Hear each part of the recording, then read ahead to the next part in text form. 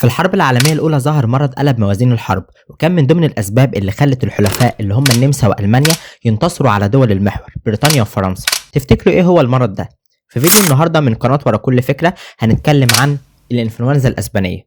المرض ده ظهر في الحرب العالمية الأولى في سنة 1918، وهو عبارة عن عدوى بفيروس الإنفلونزا، لكن حصل عليه شوية طفرات وتغييرات كتيرة أدت إن المرض ده يكون مرض فتاك. والإحصائيات بتقول إن 500 مليون شخص أصيبوا بالمرض ده، حوالي 50 مليون منهم ماتوا، يعني ده تقريبا حوالي ضعف عدد الناس اللي ماتوا في الحرب العالمية الأولى نفسها.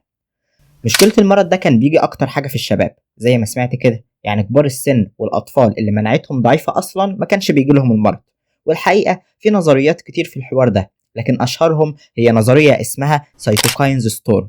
في الطبيعي لما أي فيروس أو بكتيريا بتدخل جسمنا، جهازنا المناعي بينشط علشان يحاول يتخلص من الفيروس ده، ولما جهازنا المناعي بينشط بيفرز مواد اسمها سيتوكاينز بتساعد جهاز المناعة إن هو يقاوم الفيروس ويتخلص منه ويدمر الخلايا المصابة. مشكلة الإنفلونزا الأسبانية كانت هنا، إنها كانت بتنشط الجهاز المناعي أكتر بكتير جدا من المعتاد، فبتخلي الجهاز المناعي يتجنن ويهاجم خلايا الجسم نفسها، ويتحول من دور إنفلونزا عادي جدا لإنفلونزا قاتلة بتضرب الجسم كله وتؤدي إلى الوفاة. فعلشان كده المرض ده كان أكتر في المراهقين والشباب، لأن مناعتهم أقوى بكتير من كبار السن والأطفال، فكانوا بيفرزوا سيتوكاينز أكتر، فده كان بيخلي نتائج المرض كارثية أكتر. نيجي بقى للنقطة التانية في الفيديو. تفتكروا ليه اتسمى الإنفلونزا الأسبانية؟ لأن المرض ده كان في وسط الحرب، فكان في تعتيم إعلامي كبير جدا لدرجة إن الدول اللي بتحارب رافضة تعترف بوجود المرض أصلا، علشان ده ما يأثرش على الجنود ويخوفهم. ساعتها بقى أسبانيا كانت دولة محايدة، كانت بتتكلم عن المرض بكل أريحية، فنتيجة ده المرض اتسمى بالإنفلونزا الأسبانية، وهو أصلا ملوش علاقة بأسبانيا. وأغلب المصادر بتقول إن بداية المرض كانت في فرنسا، لكن مع كده اتسمى بالإنفلونزا الأسبانية. نيجي بقى للنقطة الأهم في الفيديو، هو إزاي المرض انتشر.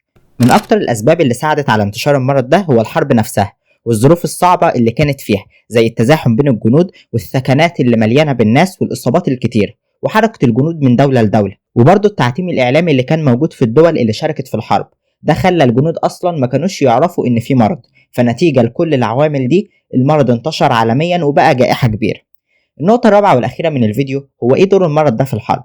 أغلب المصادر بتقول إن دول المحور زي ألمانيا والنمسا نسبة الوفاة من المرض كانت حوالي 3 مرات إلى مرتين من فرنسا وبريطانيا، فده كان من ضمن الأسباب اللي خلت الحلفاء يقلبوا موازين الحرب بعد ما كان لألمانيا الغلبة.